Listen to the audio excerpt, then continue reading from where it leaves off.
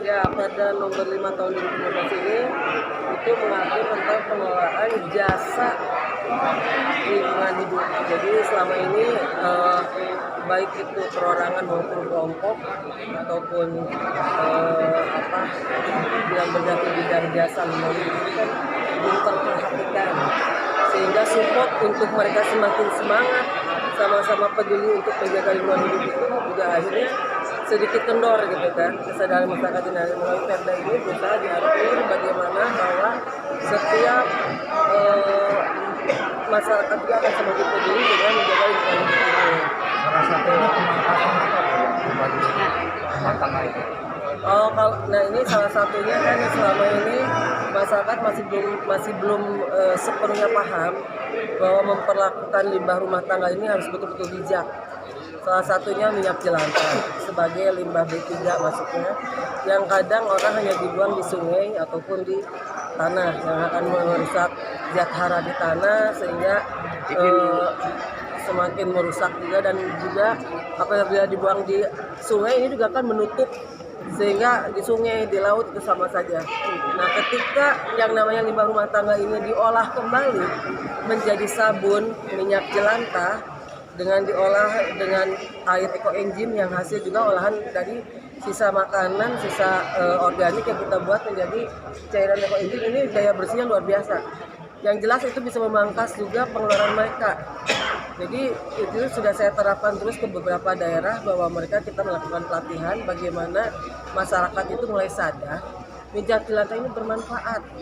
Tidak hanya menjadi sabun, bahkan bisa menjadi lilin, bahkan untuk hal lainnya juga. Dan daya bersihnya sangat luar biasa. Sementara kita akan membuat cairan ekoenzim misalnya. Ekoenzim ini kan juga itu hanya sekedar dari sisa-sisa sayuran, buah-buahan ataupun sisa makanan yang memang terbuang. Ini hanya dicampur dengan gula atau campur dengan molase, itu bisa menjadi pupuk yang luar biasa, cair. Kalau kemarin saya sudah mulai bergeraknya bagaimana menjaga lingkungan hidup ini adalah salah satunya dengan memanfaatkan sisa makanan ini, diwariskan kepada wadah sisa makanan ini, karena itu levelnya rumah tangga. Itu akhirnya hanya dicampur dengan sedikit gula, kemudian dicampur lagi, pada akhirnya airnya bisa dijadikan menjadi pupuk cair, dan itu sangat luar biasa. Dan ini juga akan terus saya tularkan. Biasanya saya berbagi-bagi wadahnya untuk dimanfaatkan. Kita bikin percontohan karena ingin mengurai permasalahan sampah yang hubungannya lingkungan ini adalah dari mulai level rumah tangga. Yang sudah berjalan Kemarin saya ketika sosialisasi penyebarluasan Perda sebelumnya tentang pengelolaan sampah di Jawa Barat, itu di desa sebenarnya Marino. Nah, itu kita mengenalkan dan memberikan contoh langsung kepada para ketua RW-nya. Kita kasih wadah tersebut, sehingga dengan wadah tersebut akan menjadi percontohan dulu bagaimana sampah level rumah tangga ini bisa selesai di tingkat rumah tangga. Kalau kaitan dengan RW yang saat ini Jawa Barat kan ada yang sampai saat ini belum bisa diaktifasi, apakah itu ada kaitan? Sampai saat ini kan untuk nama ini masih pembahasan tentang siapa pihak ketiga yang akan mengelola. Apakah undang Perda ini mengatur itu? Soalnya kan ini otomatis kan ini ada jasa pengelolaan. Ya, Jadi tentang itu jadi kalau itu kan langsung khusus tentang sampah.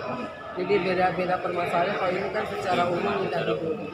Jadi kalau yang Perda tentang sampah itu terpisah, itu membahas tentang bagaimana pengelolaan sampah di Jawa Barat. Satu lagi Bu, Kabupaten Bandung wilayah timur ini kan akan memiliki hajat pembangunan nasional tol. Otomatis ini kan akan berdampak signifikan terhadap lingkungan. Kebun berubah menjadi dan lain sebagainya.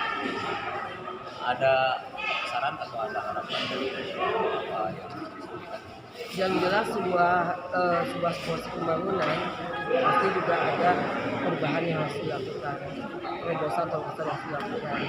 Tapi titik beratnya adalah bagaimana apabila terjadi pergeseran dari ruang terbuka hijau menjadi ibaratnya beton dan sebagainya itu harus diganti dengan kompensasi dengan RPHK ya, ruang terbuka hijau abadi. Jadi itu yang harus dilakukan, dan saya yakin lah itu pasti sudah ada studi kelayakannya dulu kan, bahwa tidak akan merusak lingkungan, bahwa apabila pun terpaksa akan ada kompensasi penggantian di daerah lain, ibaratnya menjadi hutan kota. Terima kasih.